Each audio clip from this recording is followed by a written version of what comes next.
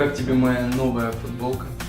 Я не просто так ее одел и не просто так привел тебя сюда. Это новый паб Лондон. Здесь замечательная кухня и отличный бар. Надеюсь, тебе здесь понравится. Здесь очень нравится. Все очень символично. Англия, Лондон, родина рок-н-ролла. Как тебе, кстати, удалось побывать на фестивале Роксаур? Фестиваль прошел просто замечательно. Выступали группы, была потрясающая атмосфера рока и веселья.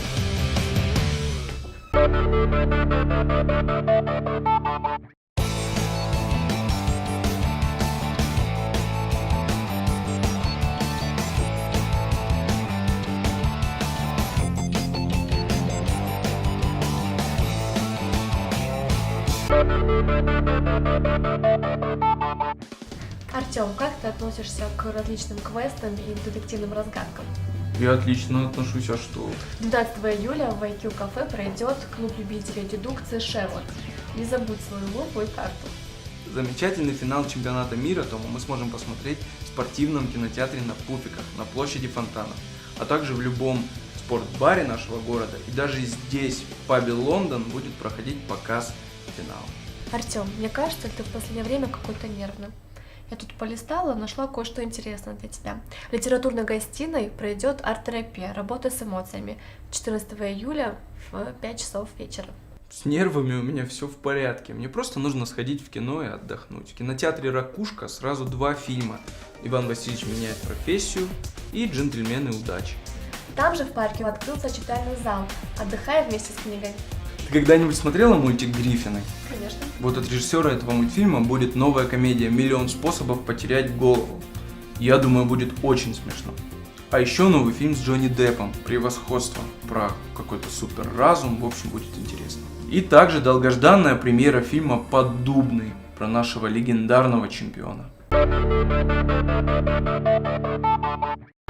Он 6-кратный чемпион мира. Речь идет о престиже страны. Поддубный – это природный феномен. Все не финальная схватка. Ляжешь под французом. А если не лягу? Жри. Давай сбежим вместе. Да я у него еще благословение на венчание просил.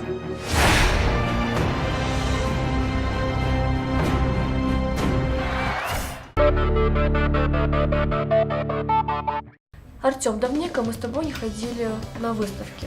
Как раз сейчас у нас в Национальном музее проходит выставка «Легенды Кавказа». 11 июля в выставочном зале откроется выставка, посвященная тысячелетию принятия христианства в Алании. Ну, что-то нестандартное и интересное. Мне кажется, стоит туда пойти. Сегодня в Infinity вечер нескучной классики. Концерт Тимура Тамаева. А в 49 весь июль вход для девушек бесплатный. Для съемок в дипломном фильме «Студента Вика» требуются парни и девушки кавказской и восточной внешности.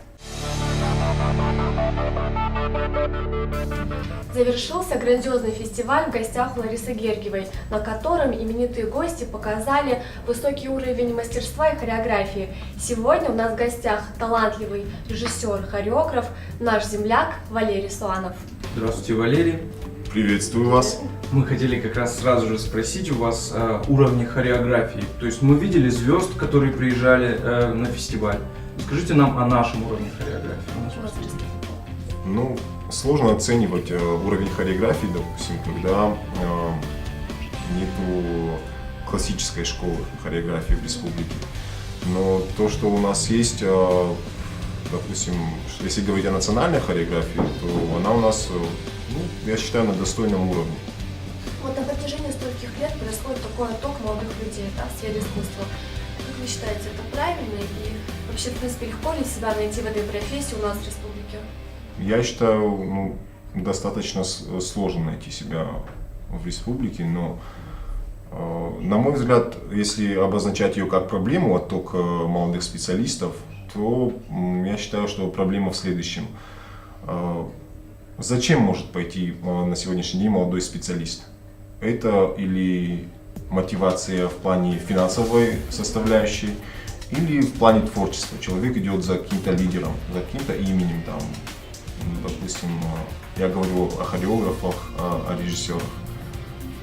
Не знаю, насколько это проблема, ведь каждый стремится туда, там, где ему тепло, там, где есть место под солнцем, и каждый молодой человек хочет развиваться. И это развитие он получает, естественно, в крупных городах, в столицах. В этом году вы планируете начать преподавать, насколько мы слышали? Уже преподаю в университете, и там будет несколько направлений, там вокал, хореография, театр, и еще несколько в последующем будут открыты направления. И вот я там буду курировать хореографию. А чего вы ждете от работы со студентами, с молодыми людьми? Могу уверенно сказать, что это не финансовая мотивация, это исключительно мотивация творческая. Ведь в университете сосредоточена очень творческая молодежь, которая развита во многих направлениях. Меня привлекает больше всего то, что можно синтезировать направления в искусстве, то есть вокал, хореографию, там, театр.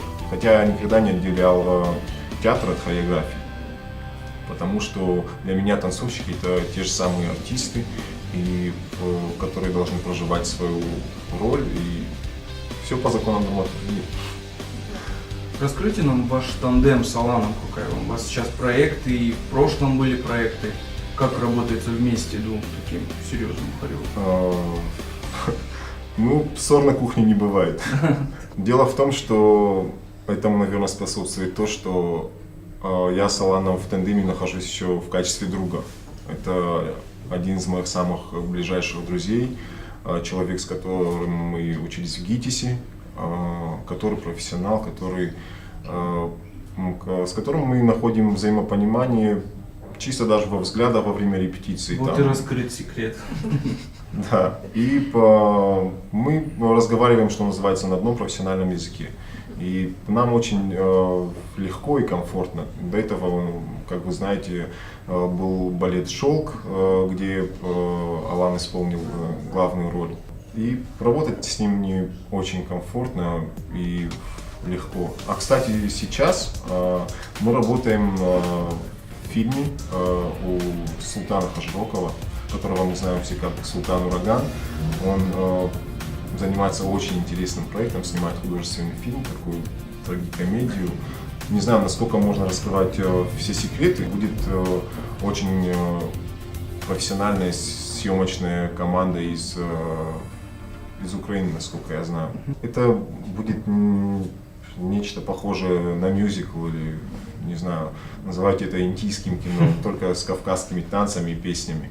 Но это сделано очень качественно. Я считаю, что это будет очень вкусно. Ну а что важнее в работе? Процесс или результат для вас лично? Процесс или результат? Это на самом деле очень сложный вопрос. Я считаю, что должен быть процесс максимально безболезненным. Ведь творческие люди очень ранимые, и нужно быть очень хорошим психологом, чтобы твоя команда очень комфортно сосуществовала друг с другом. Вот, допустим, я когда выбираю себе людей на какие-то проекты, я руководствуюсь все-таки психологическими особенностями. Я сопоставляю, насколько комфортно им будет существовать вместе, насколько они смогут вложиться на максимум, не будет ли у них какого-то дискомфорта. Пытаюсь воздействовать на них как психолог, то есть каждому человеку индивидуальный какой-то подход. Теперь небольшую афишу, анонс своего творчества. Что в дальнейшем? Я сотрудничаю с колледжем культуры. Есть задумка на новый учебный год поставить что-то в национальном плане стилизованное. До этого я там работал и ставил, была такая постановка «Дочь Амазонки». То есть это мини-сюжетный спектакль на 11 минут, где есть развитие, где есть сюжет, да, и что-то вот в этом направлении стилизованное, национальное хочу поставить вот в новом сезоне. Дальше я дебютирую не дебютирую, я уже играл в драматических спектаклях, но